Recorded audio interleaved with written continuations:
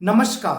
औद्योगिक परीक्षा संस्थानों के व्यवसाय डीजल मैकेनिक के विषय सैद्धांतिक की पाठचर्या में अंकित आज का प्रश्न माइक्रोमीटर के बारे में आज मैं आप सभी लोगों को प्रशिक्षण प्रदान करूंगा। चलिए देखते हैं आज का प्रश्न माइक्रोमीटर।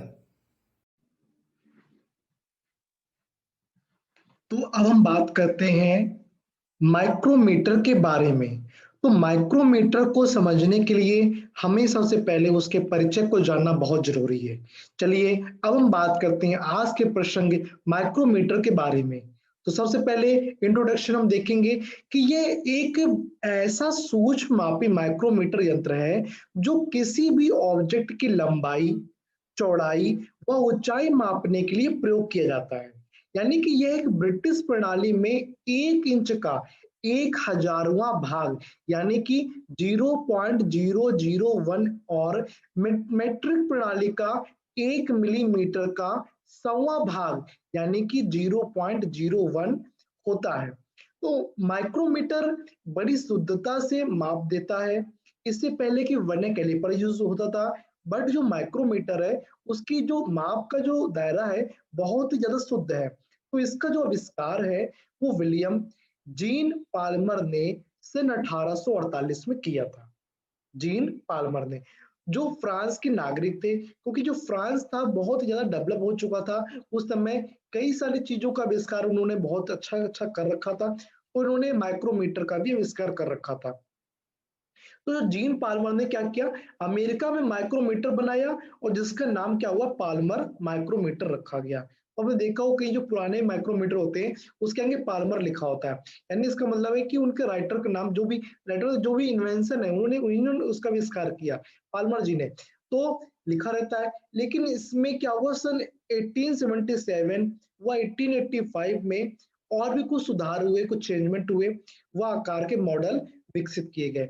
यानी कि उसमें भी कहीं ना कहीं कुछ कुछ चेंजमेंट आया, कुछ कुछ आकार में, उसके मॉडल में कई सारे चेंजमेंट आकर आज बहुत अच्छे रूप में एक मेजरिंग इंस्ट्रूमेंट के रूप में माइक्रोमीटर को हम लोग यूज करते हैं।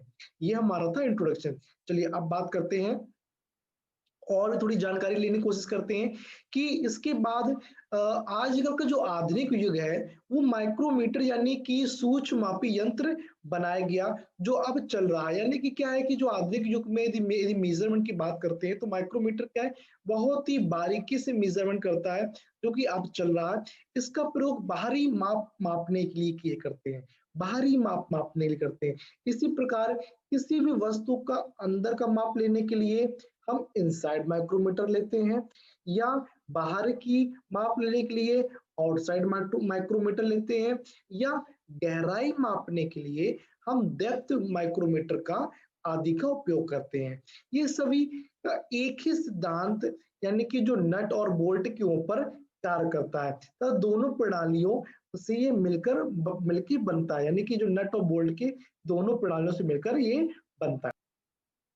तो अब हम बात करते हैं माइक्रोमीटर क्या है, क्योंकि अभी हमने परीक्षा पढ़ा था। अब हम माइक्रोमीटर के बारे में जानने की कोशिश करेंगे। तो यह एक ऐसा सूक्ष्म मापी यंत्र है या एक ऐसा उपकरण है जो किसी भी ऑब्जेक्ट की लंबाई, चौड़ाई व ऊंचाई यानी कि गहराई मापने के लिए बारीक से बारीक माप ले सकता है। यानी कि बहुत ही छोटी से छोटी माप को ये ऑब्जर्व कर सकता है, मेजर कर सकता है। जैसे आपने देखा होगा कि डेप्थ माइक्रोमीटर्स कुछ होते हैं, यानी कि वो गहराई मापते हैं। कुछ आउटसाइड माइक्रोमीटर होते हैं, कुछ इनसाइड माइक्रोमीटर होते हैं, वो बाहर की व्यास यानी कि डायामीटर को मापते हैं, गहराई को मापते हैं, चौड़ाई को मापते हैं, ऊंचाई को मापते हैं। तो इस प्रकार के मेजरमेंट के लिए, बारीक से बारीक मेजरमेंट के लिए हम लोग माइक्रोमीटर का उपयोग करते हैं। और इससे क्या होता है कि अब जो भी हम लोग मेजरमेंट करते हैं तो बहुत ही बारीक मेजर, बहुत ही हल्का मेजरमेंट होता है। चलिए अब बात करते हैं कि जो हमारा आउटसाइड माइक्रोमीटर है वो, यदि हम उसकी बात करें, यदि हम आउटसाइड माइक्रोमीटर की बात करते हैं तो ऐसा नहीं है कि वो कुछ कम ही पार्ट्स मिलकर बनाओ, उसमें भी कुछ ऐसे पार्ट्स लगे होते हैं जो कि एक माइक्रोमीटर में बहुत ज्यादा उपयोगी होते हैं। और उन उनकी ही बदौलत वो माइक्रोमीटर बन के तैयार हुआ है। उन पार्ट्स के नाम मैं आपको वन बाय वन बताता चलूंगा। पहले सबसे नंबर वन जो उसका नाम है वो है फ्रेम। पहले फ्रेम होना बहुत जरूरी है, उसके बाद उसका एक एनविल है, फिर क्या है स्पिंडल है, फिर एक लॉक नट की जरूरत होती है, स्लीव, हब, बैरल की जरूरत होती है, थिम्बल की जरूरत पड़ती है और रेचेड स्टॉप की जरूरत पड़ती है। यानी कि जो आउटसाइड माइक्रोमीटर है, उस आउटसाइड माइक्रोमीटर में इतने पार्ट्स लगे होते हैं। यदि ये पार्ट्स एक भी कोई मिस होता है, नहीं प्रॉपर वर्क करता है, तो आपको माइक्रोमीटर मेजर नहीं कर पाएगा, किसी भी ऑब्जेक्ट को मेजर नहीं कर पाएगा। यदि आपको लॉक रेचेट स्टॉप नहीं है तो कैसे वो रुकेगा। चलिए, तो हमने इस एक बार हम फिर से इसको रिवाइज कर लेते हैं, देख लेते हैं। पहला number frame, anvil, spindle, lock nut, sleeve, hub, barrel, thimble, ratchet stop. चलिए, अब हम लोग डायग्राम पर देखेंगे, डायग्राम से समझेंगे किस प्रकार के कौन से पार्ट्स कहाँ कहाँ पर प्लेस होते हैं। चलिए, आप देख पा रहे होंगे जो माइक्रोमीटर का डायग्राम हम आपको दिखाने की कोशिश कर रहे हैं कि जीआईएफ है। आप देख पा रहे होंगे यहाँ पर ये हमारा हमारा कर्सर है। कर्सर बता रहा है ये जो हमारा है ये हमारा फ्रेम है। ये जो पोजीशन है ये हमारी फ्रेम है। फ्रेम को दस सारी यहाँ दिखाया गया है। ये हमारा दिखा रहा है कि ये जो हमारा 0 से 25 mm तक हमारे जो हमारा माइक्रोमीटर का साइज है 0 से 25 mm। इससे बड़े साइज होते हैं 25 से 50, 50 से 75। इस प्रकार से माइक्रोमीटर का साइज पर डिपेंड करता है कि हमें कितने साइज की माप करनी है, उतने साइज का माइक्रोमीटर ले लेते हैं और हम लोग मेजरिंग करते हैं। चलिए, देख पा रहे हो कि यहाँ पर क्या लिखा हुआ है, एक एनुअल फेस है। मेरा जो कर्सर देखिए, एनुअल फेस है ये, एनुअल फेस है ये हमारा एक ऑब्जेक्ट है। ये स्पिंडल फेस है, ये आप देख पा रहे होंगे, ये स्पिंडल का फेस है। ये हमारा एक स्पिंडल है जो कि हल्का एक रॉड, पतली रस्सी रॉड होती है स्टील की। ये हमारा स्पिंडल है, बट जो फेस है ये स्पिंडल का फेस है। ये हमारा एनुअल का फेस है, जिसमें एनुअल का फेस और स्पिंडल का फेस ही जब ज्वाइन करता है तब हमारे ऑब्जेक्ट को क्या करता है, वो पकड़ता है, जॉ जॉ बनता है, पकड़ लेता है उसको, एक होल्ड कर लेता है। ये हमारा क्या ले देख पा रहे हो यहाँ पर एक कर्सर हमारा जो मूव कर रहा है, ये हमारा लॉकिंग नट है। लॉकिंग नट है, ये इस लॉक लॉक कर देते हैं तो हमारा मूवमेंट करना बंद कर देता है। जब हमारा ऑब्जेक्ट यदि फंस जाता है, होल्ड हो जाता है, तब हम लॉक कर दें ताकि हमारा जो ऑब्जेक्ट है मूव ना करे इधर उधर। ये हमारा क्या है, स्लीव है। ये हम आपके कर्सर से दिखा रहे होंगे, ये हमारी स्लीव है, स्लीव है। स्लीव के आगे देखेंगे ये हमारा थिम्बल, थिम्बल स्केल है। ये मेन स्केल है, ये मेन स्केल है। ये हमारा थिम्बल स्केल है जो राउंड शेप में होता है, वो थिम्बल स्केल होता है। इसमें भी काउंटिंग होती है, आपके मेजरमेंट स्केलिंग होती है। 0 से 5, 1 का गैप होता है, 0.1 mm का गैप होता है। ये हमारा फिर बाद होता है रैचेट स्टॉप, ये इसको बोलते हैं रैचेट स्टॉप। ठीक है, तो आप देख पा रहे होंगे यहाँ पर रैचेट स्टॉप है, इसको किस प्रकार से हम लोग देखेंगे। चलिए, अब बात करते हैं जो हमने देख लिए होंगे यहाँ पर जो नाम है उनके सबके अलग अलग प्रयोग है। इन सब प्रयोग के बारे में हम लोग चेक करेंगे, जानेंगे कि वो किस मटेरियल का होता है, क्या काम करता है। इससे पहले हम एक डायग्राम को और समझेंगे कि माइक्रोमीटर की जांच कैसे करते हैं, इस बारे में हम लोग डायग्राम की बदौलत हम लोग देख पाएंगे। ठीक है, आप देख रहे होंगे स्क्रीन पर यहाँ पर, ये हमारा जो मेन स्केल है, जो ये मेन स्केल है ये हमारा थिम्बल स्केल है। मेन स्केल की रीडिंग को हम लोग मापते हैं। देखिए, यदि माइक्रोमीटर को यदि मापना नहीं आता तो इससे अच्छा आपको वीडियो नहीं मिल सकता है। हम बहुत ही अच्छी तरीके से आपको परिचय प्रदान करेंगे, आप बस देखते जाइए, समझते जाइए। देख पा रहे हो स्क्रीन पर, ये हमारा कर्सर देखिए कहाँ मूव कर रहा है। हमें कर्सर के अकॉर्डिंग देखिए कर्सर कहाँ मूव कर रहा है, अभी आपको दिखाते हैं। ये देखिए, ये हमारा क्या 0 है, 0, ये 1 है, 2 है, 3 है, 4 है, ये 5 है, ये हमारा 5 है। ये जो हमारे जो गैप है ये 0.5 mm के गैप है, 0.5 mm गैप है। ये 0 से 1 के बीच में ये हाफ है, तो हाफ क्या करेगा, 0.5 mm का गैप होगा। मान लीजिए आपकी रीडिंग यहाँ पर देखिए, हमने एक बार की रीडिंग ले ली है, ये 5 है, ये क्या होगा 5.5 हो जाएगा क्योंकि 0.5 है। इसका जो गैप होगा 0.5 का गैप होगा। यदि 0.5 का गैप आ रहा है तो हम क्या करेंगे, यहाँ देखिए ये हमारे 5 है, नीचे आइए, ये हमारे 5 की रीडिंग शो कर दी, ए से वो ए जो हमारा है 5 रीडिंग शो कर दी। बट हमारा जो थिम्बल स्केल जो है वो कहाँ जाके फिट हुआ है, कहाँ जाके होल्ड हुआ है, थोड़ा सा और आगे बढ़ गए हैं तो 0.5 इसका भी ले लेंगे, 0.5 इसका भी हम लोग ले लिया, तो 5.0.5 हो गया। अब हम बात करते हैं इस स्केल के बारे में। हमने इस स्केल की रीडिंग ले ली। यदि यहाँ पर हमारा ये थिम्बल स्केल इस जगह पर फिट होता, 5 पोजीशन में फिट होता, तो हम लोग इधर देखते नहीं, इधर की रीडिंग को हम लोग नहीं लेते। बट हमारा जो थिम्बल स्केल है 5 से थोड़ा से भी यदि आगे आता है, 5 से थोड़ा से भी आगे आता है और ये लाइन हमारी शो हो जाती है, आपकी आंखों से यदि ये लाइन विजुअल होती है, तो आप ये समझ जाना कि आपका जो को 0.5 ऐड करना ही पड़ेगा। तो 5 0.05 0.5 इसको ऐड कर देंगे। अब बात करते हैं थिम्बल स्केल की। अब ये थिम्बल स्केल कैसे चेक करेंगे? आप देख रहे होंगे ये लाइन जा रही है, मेन लाइन जा रही है मेन स्केल की। ये लाइन जहां पर मिलेगी इस थिम्बल स्केल से और एग्जैक्ट मिलेगी, उस लाइन को हम लोग क्या करते हैं, कैप्चर कर लेते हैं। जैसे ये लाइन हमारी बड़ी वाली लाइन है, वो मैं क्या 35 mm की लाइन है, ठीक है, 0.35 की लाइन है। ये हमारी 0.6 की लाइन है, ये एग्जैक्ट मीटिंग कर रही है 0.37 में, तो 0. यहाँ 37 लेंगे, इसको भी रख लेंगे। अब तीनों की ए बी सी, यानी कि ए ये है 5 हो गया, बी 0.5, सी की रेटिंग कितनी निकली हमारी 0.37 निकली। इस 0.37 में हम लोग क्या करेंगे, ये 0.5 और पहले के जो 5 mm थे इनको हम लोग ऐड कर लेंगे, तो हमारा क्या रीडिंग क्या निकल के आई 5.87 mm, reading to nearest 100 mm। ठीक है, ये इस प्रकार से रीडिंग निकालते हैं, यानी हमें जो रीडिंग करके कितनी है 5.87 निकल के आई है। ठीक है, तो इस प्रकार से आप देख सकते हैं कि इसी प्रकार से हम लोग रीडिंग निकालते हैं, बहुत ही आसान है और सिंपल शब्दों में मैंने आपको बताया है।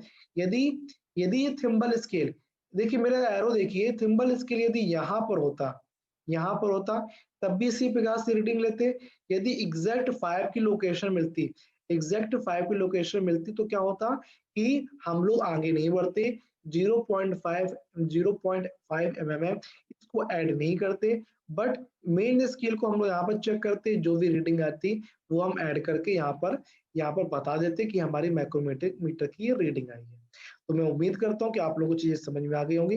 चलिए अब बात करते हैं हम लोग फ्रेम के बारे में, क्योंकि पार्ट्स तो के बारे में जानना तो बहुत ही ज्यादा जरूरी है। उससे पहले हम लोग फ्रेम के बारे में जानने की कोशिश करेंगे। तो माइक्रोमीटर का जो फ्रेम है अंग्रेजी के सी आकार का होता है। आप देख पा रहे हो स्क्रीन पर, ये देखिए यहाँ पर हमारा ये दिखा रहा है, कर्सर देखिए काम ऊपर रहा है, ये हमारा सी बना हुआ है, सी बना हुआ है हमारा, तो सी के आकार का बना है।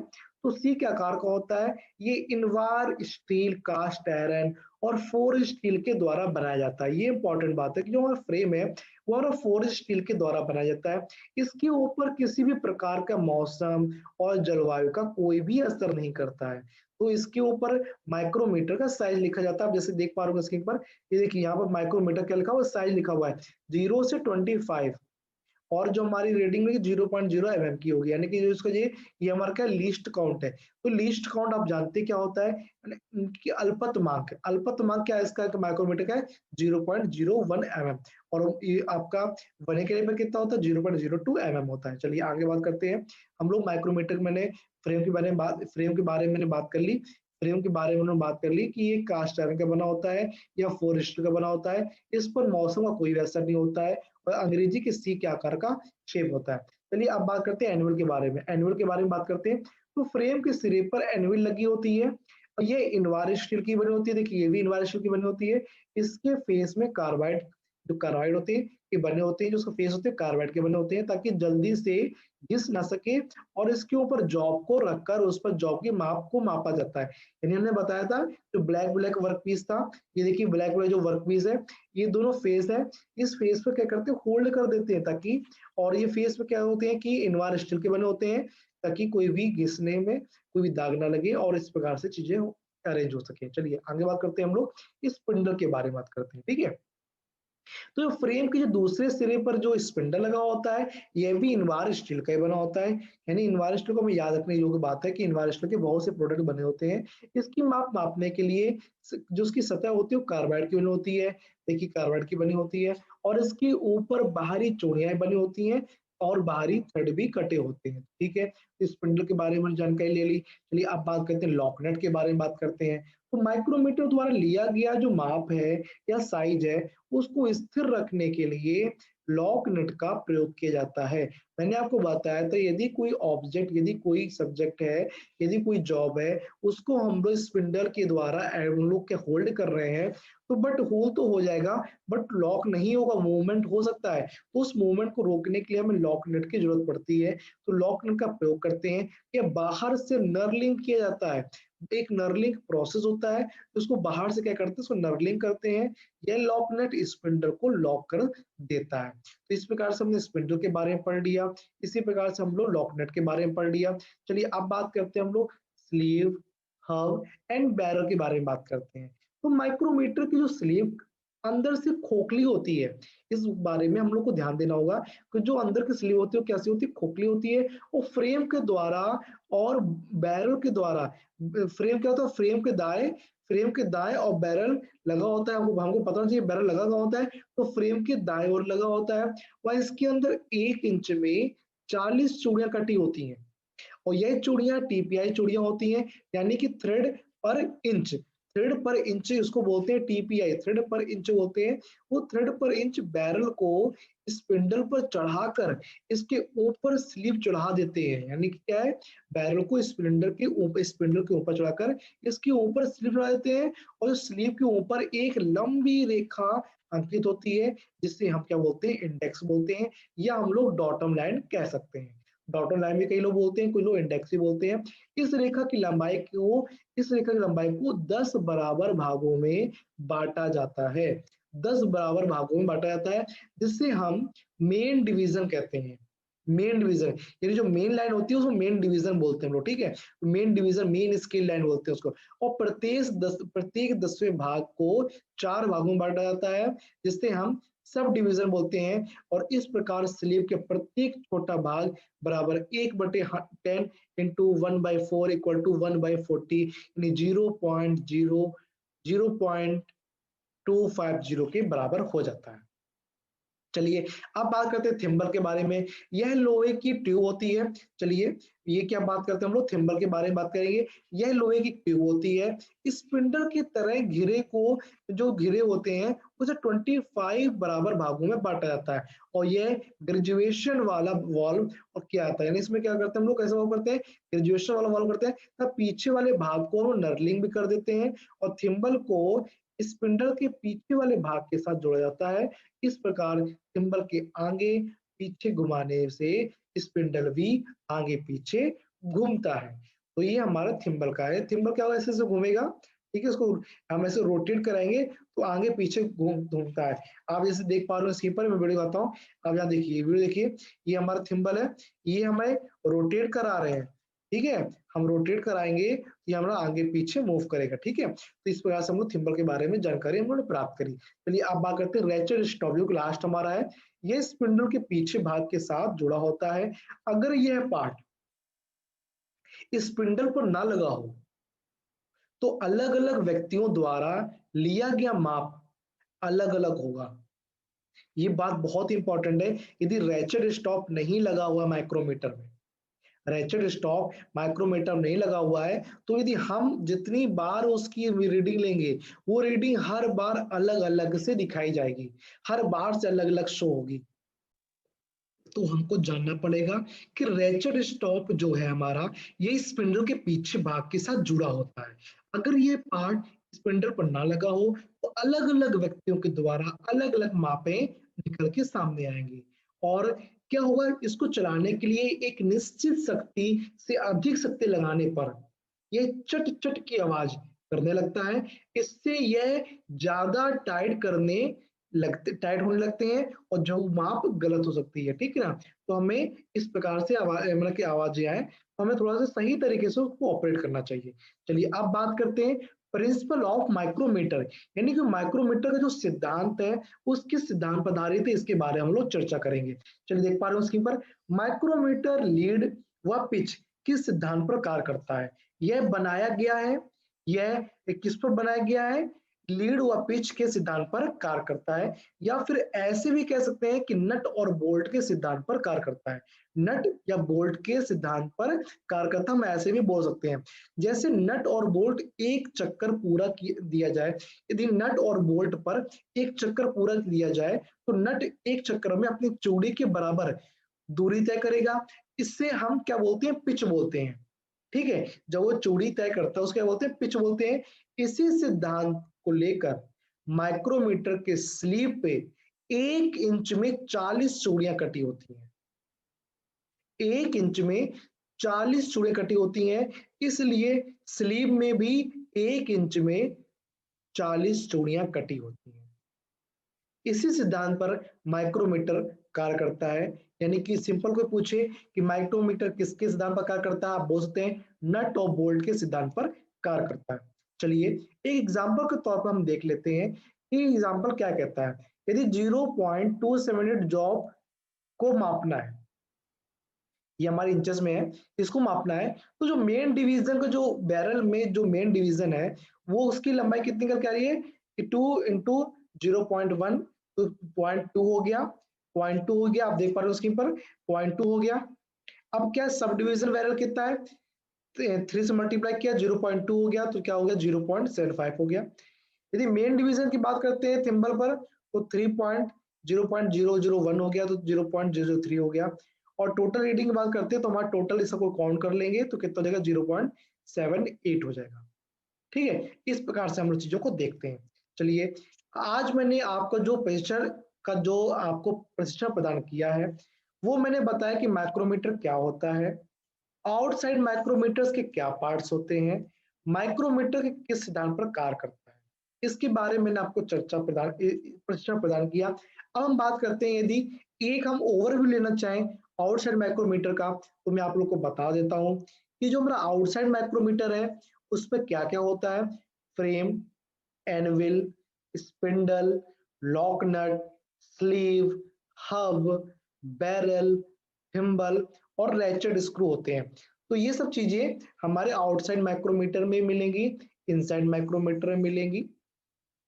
तो हमें वो जानना बहुत जरूरी है, हर एक पार्ट्स के बारे में जानना जरूरी है कि हमारा जो पार्ट्स है वो किस किस मटेरियल का बना हुआ है। आपने देखा आपका जो फ्रेम है वो इनवार स्टील का बना हुआ है, फोर्ज स्टील का बना हुआ है।